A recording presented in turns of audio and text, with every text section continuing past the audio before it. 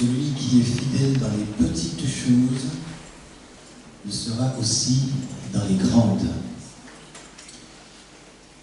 L'histoire que nous allons revoir ce matin se trouve dans le livre des Nombres.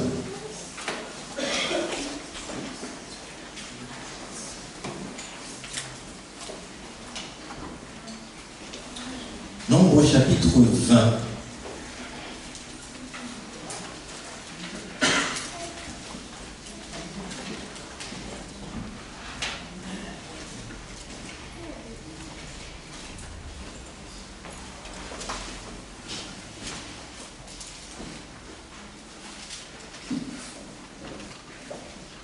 À partir du verset 1er, je lis. Version parole de vie. Toute la communauté d'Israël arrive dans le désert de Tsin pendant le premier mois et elle s'installe à Kadès. Myriam meurt à cet endroit et on l'enterre. Myriam, la sœur de Moïse. Il n'y a pas d'eau pour la communauté, alors elle se réunit contre Moïse et Aaron. Les Israélites accusent Moïse en disant « Ah, si seulement nous étions morts, nous aussi, quand nos frères sont morts sous les coups du Seigneur. Pourquoi est-ce que vous nous avez amenés dans le désert, nous, le peuple de Dieu? Est-ce pour mourir là, avec nos troupeaux? Pourquoi est-ce que vous nous avez fait quitter l'Égypte pour nous amener dans ce lieu horrible? Ici, nous ne pouvons rien semer. Il n'y a ni figuier, ni vigne, ni arbre fruitier. Il n'y a même pas d'eau à boire. Verset 6. Moïse et Aaron quittèrent ces gens rassemblés et ils vont à l'entrée de la tente de la rencontre. Là, ils tombent le front contre le sol et la gloire du Seigneur se montre à eux. Le Seigneur dit à Moïse, prends ton bâton et avec ton frère Aaron, réunis la communauté d'Israël. Sous leurs yeux, vous parlerez au rocher qui est là-bas et il donnera de l'eau. Pour eux, tu feras sortir de l'eau du rocher et tu donneras à boire à la communauté d'Israël et à ses troupeaux. Moïse obéit. Il va chercher son bâton dans la tente du Seigneur. Moïse et Aaron réunissent l'assemblée des Israélites devant le rocher et ils leur disent « Écoutez donc, vous qui vous révoltez, est-ce que nous serons capables de faire sortir pour vous de l'eau de ce rocher ?» Moïse lève la main et, avec son bâton, il frappe le rocher 2 fois. Aussitôt, l'eau sort en grande quantité. La communauté d'Israël peut boire et ses troupeaux aussi. Mais le Seigneur dit à Moïse et à Aaron, « Vous n'avez pas eu confiance en moi. Vous n'avez pas montré aux Israélites que je suis le vrai Dieu. Pour cela, ce n'est pas vous qui conduirez ce peuple dans le pays que je leur donne. » Cette source est la source de Mériba, c'est-à-dire la source de la querelle. En effet, à cet endroit, les Israélites ont cherché querelle au Seigneur, mais là, le Seigneur a montré qu'il est le vrai Dieu. Prions. Oui, Seigneur, tu es le vrai Dieu. Celui qui a créé le ciel, la terre, la mer et les sources d'eau, et qui mérite notre adoration. Merci pour ton esprit qui nous éclaire sur ta parole et nous guide. Au nom de Jésus-Christ. Amen. Alors, une histoire que vous avez certainement lue et relue. Et ce matin, j'aimerais ensemble qu'on essaye d'en tirer des enseignements pour nos vies. Première question. Qui sont les personnages en présence ici? Étude de texte, classique, basique. Les différents personnages qui sont dans l'histoire? Moïse et Aaron, le peuple, Dieu. Alors il y a un autre personnage, mais ce n'est pas vraiment un personnage, c'est le rocher, en tout cas un intervenant, et tout tourne autour de ce rocher. Ils sont dans un désert qui est précisé, donc le désert de Tzin, dans la région de Kadesh, et on nous dit qu'ils ont soif. Est-ce que vous avez déjà eu soif? Des petites soifs, des soifounettes. Parce qu'avoir soif à ce point, c'est pas la même chose que lorsque j'ai été faire un footing et j'ai oublié ma gourde. Et 30 minutes après, je rentre à la maison et je bois un petit peu et voilà. Mais quand vous avez soif, les lèvres qui commencent à se dessécher et que vous avez la tête qui tourne, que vous voyez des choses qui n'existent pas, c'est pas la même chose. Ici, on peut supposer qu'ils sont dans le désert, ça fait un moment qu'ils marchent et toutes les gourdes sont sèches. Et quelle est leur réaction? Ils appellent, enfin ils n'appellent pas, ils vont chercher Moïse et Aaron et ils se réunissent autour d'eux, donc on peut les imaginer avec leur pancarte, on a soif, on a soif, on a soif. Mais ça ne s'arrête pas que là.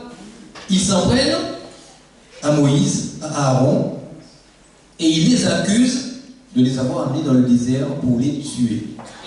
Et ils disent, nous, le peuple du Seigneur. Alors ils sont fâchés et ils vont dire au verset 3, si seulement nous étions morts avec nos frères qui sont morts sous les coups du Seigneur. Est-ce que vous savez à quoi ça fait allusion, ce verset? À quel moment les frères sont morts sous les coups du Seigneur? Oui. Alors, si vous reprenez l'histoire depuis le début, ils sortent d'Égypte. Dieu fait un miracle extraordinaire, il massacre l'Égypte, il détruit toutes les divinités les unes après les autres, et le peuple part dans le désert. Ils arrivent à la mer Rouge, et ils disent, Seigneur, on est coincé, il y a Pharaon derrière, il y a la mer, et Dieu dit, même pas peur, il ouvre la mer, il passe, il referme derrière, Pharaon et toute son armée meurt. Ils continuent, ils se disent, ah ouais, on a un Dieu trop fort, ils sont contents, ils sont heureux. Ils arrivent aux portes de Canaan. Moïse dit à Josué, à Caleb, avec 10 autres personnes, vous partez, vous allez voir ce qui se passe dans le pays, pour savoir comment on va gérer l'invasion. Ils arrivent, et quand ils arrivent en Canaan, ils voient des gars qui sont énormes. Ils n'avaient pas vu de géants comme ça. Marc dit, c'est rien à côté. Hein. Mais des gens super grands. Et quand les Hébreux voient ça, ils paniquent. Caleb et Josué, ils voient effectivement la même chose. Et les 2 espions reviennent avec des fruits, des trucs, des grosses grappes de raisin qu'ils portent à 2, etc. Une grappe de raisin pour nous, pour le jeune frugal, comme ça, ce serait génial. Ils arrivent et ils disent, on est fichus. On est comme des sauterelles à leurs yeux. Et Caleb et Josué disent, mais non, on n'est pas fichus, les amis. Notre Dieu qui nous a fait traverser la mer Rouge, qui était avec nous matin, midi et soir par la colonne de feu la journée, de nuages la journée et de feu la nuit, il est avec nous. N'ayez pas peur. Quoi? N'ayez pas peur. Et ils insistent en disant non, c'est impossible. Et ils réussissent à semer la panique dans tout le camp. Dieu, à ce moment-là, va dire, la seule solution pour vous, puisque vous êtes rebelles, c'est qu'on fasse demi-tour. Ils vont sortir de Canaan et ils vont retourner dans le désert et ils vont tourner en rond pendant 40 années. Alors, je ne sais pas si ça vous parle, 40 ans c'est énorme. Ceux qui sont arrivés à Canaan, la première fois, vont tous mourir de vieillesse dans le désert. Personne qui sort d'Égypte n'arrive en terre promise. Comme ils se sont rebellés contre Dieu en disant « Ouais, c'est pas possible, on aimait bien les oignons, les choses qu'il y avait en Égypte. » Et au final, ce qui se passe, c'est qu'il n'y a que 2 personnes, Caleb et Josué, qui vont subsister parce qu'ils sont restés confiants. Et là, les enfants de ces personnes rebelles disent « On aurait dû mourir avec nos parents. » Alors pour certains, c'était même pas né. Mais c'est sur le côté, on veut quelque chose, on souffre, et donc il faut qu'on le dise, et avec nos mots. Moïse et Aaron, qu'est-ce qu'ils font? Quand ils entendent le peuple crier leur colère, ils quittent ces gens, et bien comment c'est dit, et ils vont devant la tente de la rencontre, devant le sanctuaire, et ils se prosternent devant Dieu. Alors le texte ne nous dit pas qu'ils parlent, ils se mettent à genoux devant Dieu, et Dieu va manifester sa gloire. Dieu apparaît, et qu'est-ce que Dieu dit à Moïse? Alors c'est au verset 8, quand vous avez oublié. Quel est l'ordre que Dieu lui donne?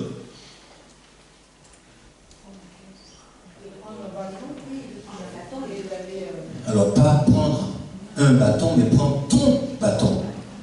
Alors de quel bâton il s'agit? Pourquoi il dit de prendre ce bâton-là? Alors c'est avec ce bâton que Moïse a manifesté la puissance de Dieu. Quand il est avec ses moutons, Dieu lui dit « Qu'est-ce que tu tiens dans la main ?» Il dit « Un bâton, mais lâche-le par terre. » Il lâche le bâton se transforme en serpent, et on peut imaginer qu'il bondit en disant « Oula !» Et Dieu lui dit « T'inquiète, attrape-le. » Il rattrape le bâton par la queue, ça redevient un bâton. Le serpent par la queue, ça redevient un bâton. Et donc du coup, il va devant Pharaon, et avec ce bâton, il va faire tous les signes possibles que Dieu va lui demander de faire. Mais ça ne s'arrête pas là. Rappelez-vous, il y a un épisode où les enfants d'Israël se disent « Mais pourquoi est-ce que c'est Aaron qui nous commande?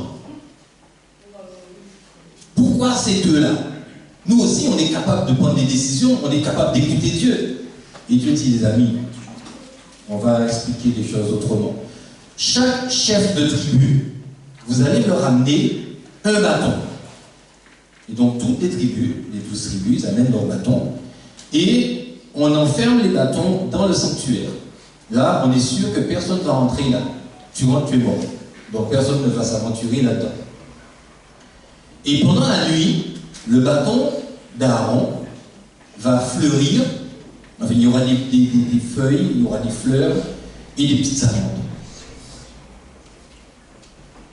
Et quand le matin arrive, et sur les bâtons, il y avait les noms. Donc ça ne peut pas dire non, c'est bien le mien, il était tordu comme ça, non. Le nom est gravé dessus. Et quand il sort le bâton, il dit voilà, Dieu a choisi le responsable qui va nous dominer, qui va nous diriger, qui va nous conduire. Et Dieu dit ben, vous allez prendre ce bâton-là, et je vais vous dire ce qu'il faut faire.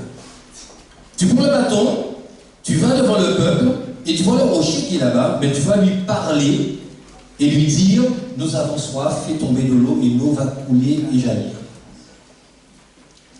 Alors, pour nous aujourd'hui, ça nous paraît étrange. Parce que quand on a soif, on fait quoi? On tourne le robinet. Ou bien on prend une bouteille d'eau, on boit. Ou quand on a des frigos américains, on fait chut, il y a de l'eau qui coule et on boit. Mais si vous êtes en randonnée et que vous avez soif, vous aurez beau regarder tous les rochers qui sont autour de vous, sauf si Dieu vous fait un cadeau extraordinaire, vous ne boirez pas d'eau à travers un rocher. Et là, Dieu lui dit ça comme si c'était normal. Écoute, le rocher qui est là-bas, ben, tu vas lui demander de l'eau et moi je vais gérer la suite. Moïse arrive près du rocher et il dit, donc il réunit tout le monde près du rocher et il leur dit, écoutez donc, vous qui vous révoltez, alors c'est moyen dans ma version, vous avez, vous les rebelles, ou quelque chose comme ça, est-ce que nous serons capables de faire sortir pour vous de l'eau de ce rocher? Est-ce que c'est ce que Dieu a dit? Dieu a dit, messieurs, vous prenez le bâton, vous allez près du rocher et vous parlez au rocher. Et moi, je vais gérer la suite. Ils arrivent, et quand je pense que quand ils ont revu les gens avec les mêmes têtes de rebelles, les gens qui sont en train de se plaindre, ça a fait monter en eux une colère. Et ils ont dit, mais vous nous croyez vraiment capables de faire sortir de l'eau de ce rocher pour vous? Et sous l'effet de la colère, Moïse va frapper à 2 reprises le rocher avec le bâton.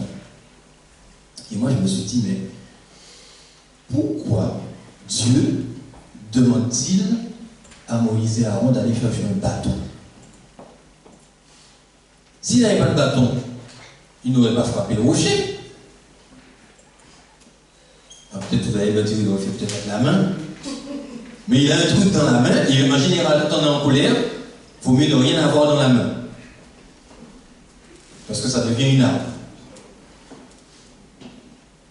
Le bâton n'était pas destiné à frapper le rocher, mais à montrer, nous faisons les choses sous l'autorité de Dieu.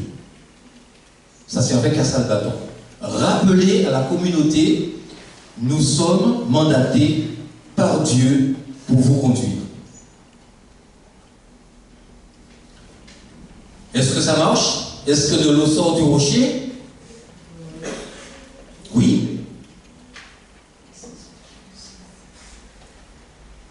Imaginez qu'on se retrouve en randonnée. On est parti en retraite spirituelle du côté de Château-Chierlix et on marche. Alors pour ceux qui y étaient l'année dernière, on a marché quand même. On pensait que c'était juste à côté, finalement c'était un petit peu loin. Surtout pour ceux qui se sont perdus. Et on marche, et à un moment, on a soif, ou bien on a faim, et on arrive devant un chêne, un magnifique chêne. Alors c'était pas la période des glands, donc du coup, il n'y a rien à manger dedans, d'abord les glands ça ne se mange pas, mais on a faim. Imaginez que ça fait 3 jours qu'on marche, et là, Gladys Beaumain commence à se plaindre, pas possible ce pasteur, à chaque fois qu'on va avec lui, il n'organise jamais les choses. Et puis Gladys Meryl prend la relève, non mais c'est vrai, des fois je me dis qu'il faut faire ceci comme ça. Et Marie-Évelyne qui continue derrière, et là tout le monde finit par murmurer, on nous a donné un mauvais pasteur, hein, il ne fait pas les choses, regarde là on a faim, regarde les enfants, regarde Fanuel, il se traite par terre, il a faim. Et je leur dis, écoutez, donnez-moi 5 minutes. Je me retire, je dis Seigneur, cette église de Limoges, s'il te plaît, il faut que tu interviennes, que tu fasses quelque chose. Et là, Dieu me dit Thierry, dans ton sac, tu as un morceau de pain. Prends-le et pose-le sur le caillou qui est là-bas. Et je gère le reste. Et moi, je ressors de là, je prends mon pain, je le pose sur le caillou, et là tout le monde commence à me regarder, mais il continue à murmurer. Et je dis, vous croyez que je suis capable de multiplier ce pain pour vous? Et quand je dis ça, pouf, le pain se multiplie, pain au chocolat, pain au raisin, et tout le reste. Qu'est-ce que vous allez penser? Qu'il y a eu un miracle, certainement, mais j'ai dit, est-ce que je suis capable de multiplier? Et le miracle explose. Certains vont se dire, c'est certainement Dieu, puisque Thierry, tout pasteur qu'il est, n'est pas capable de faire ça. Mais pour les autres, qui n'ont pas votre connaissance, et qui voient un miracle après ce que j'ai crié, il y a un doute qui va subsister. C'est exactement ce qui se passe ici. Est-ce que vous nous croyez capables de faire sortir de l'eau du rocher? Et il frappe le rocher et de l'eau en sort. Verset 12. Mais le Seigneur dit à Moïse et à Aaron, vous n'avez pas eu confiance en moi.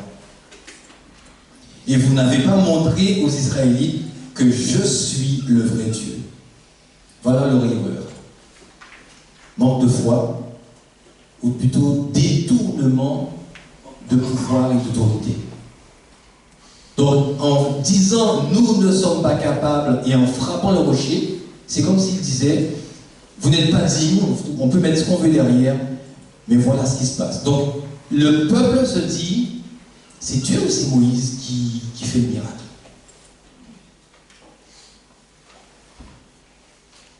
Et la sanction, vous n'entrerez pas en Canaan.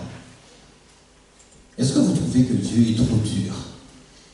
C'est juste de l'eau, et puis il a juste frappé un rocher. C'est pas si grave. Alors vous allez vous dire, oui, il part en Canaan, c'est pas grave. Les amis, ça fait... Ils ont passé 40 ans dans le désert.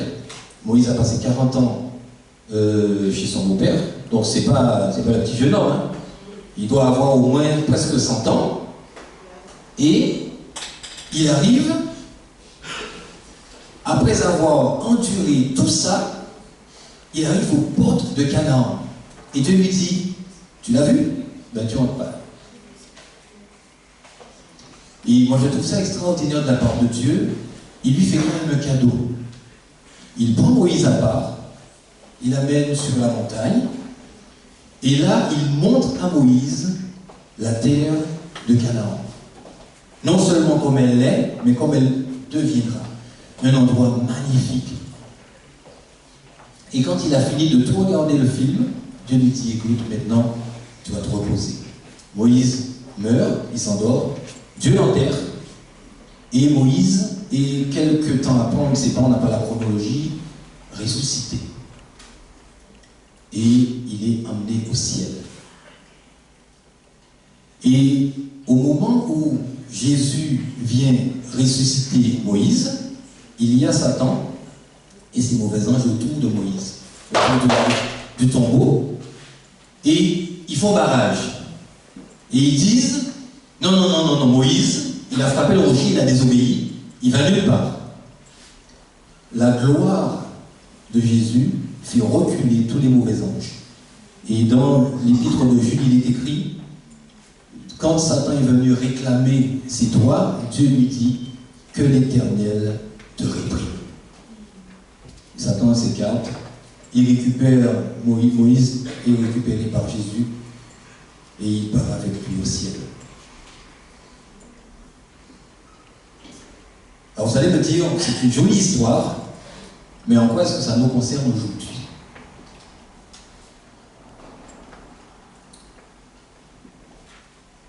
Perso, ça m'arrive de murmurer. Pas contre le pasteur, j'en ai pas. Mais contre les responsables d'église, contre les responsables de fédé, contre d'autres personnes et parfois même contre Dieu. Alors je n'accuse pas Dieu de tous les maux, mais je lui dis, mais Seigneur, quand même, tu aurais pu faire ça comme ça. Et ça c'est grave parce que, en faisant ça, je me place au-dessus de Dieu. Dieu est sage et il est créateur. Ça veut dire qu'il n'y a personne au-dessus. Et quand Satan il arrive et dit, je veux mettre mon trône au-dessus des étoiles de Dieu, donc au-dessus de tous les anges, je serai semblable au Très-Haut, l'orgueil. Et quand je passe dans ce côté sombre, il y a l'Esprit de Dieu qui me dit, Thierry, on va se calmer, reviens à la raison, tu parles du Créateur. Et Jésus dit, toutes les fois que vous avez fait cela à l'un de ces plus petits, c'est à moi. Donc quand nous maugrions contre quelqu'un, d'une certaine manière, nous nous en prenons à Dieu. Donc remettons les choses en place, remettons-nous à nos places. Et j'aime beaucoup ce parallèle que Jésus, cette histoire de Jésus avec Pierre.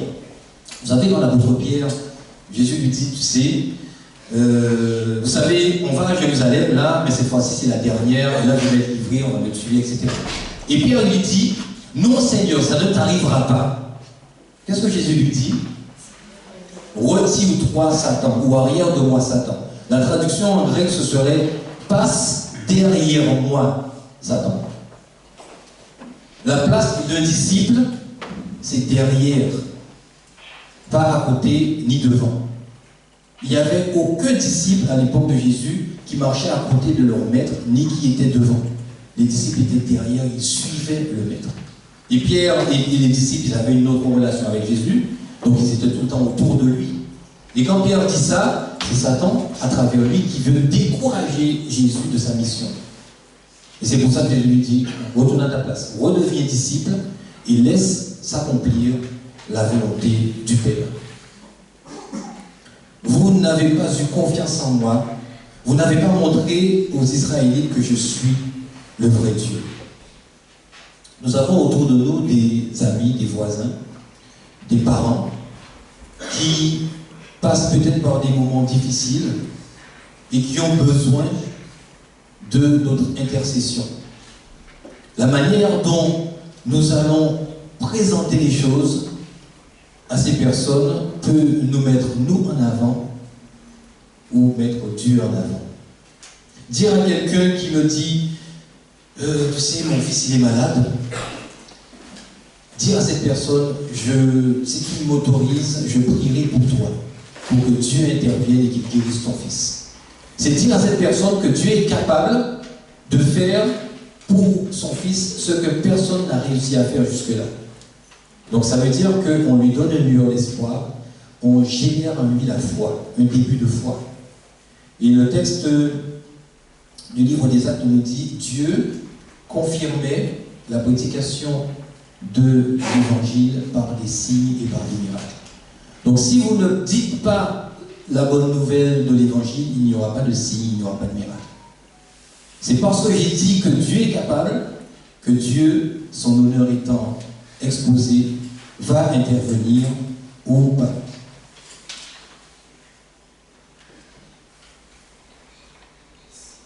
Dieu nous donne aussi parfois des bâtons dans nos vies. Ça peut être à la maison, avec nos enfants, ça peut être au travail, mais nous avons, en tant qu'enfants de Dieu, une autorité qui vient de Dieu lui-même. Alors peut-être qu'au travail, vous êtes malmené, ou qu'on vous prend de haut, ne cherchez pas à vous défendre vous-même. Dieu dit à moi la vengeance, à moi la rétribution. Laissez l'Esprit de Dieu vous remplir et il fera paraître votre bon doigt au moment où il le faut. Alors ça ne veut pas dire que vous allez accepter qu'on vous dise tout et n'importe quoi, vous avez des droits.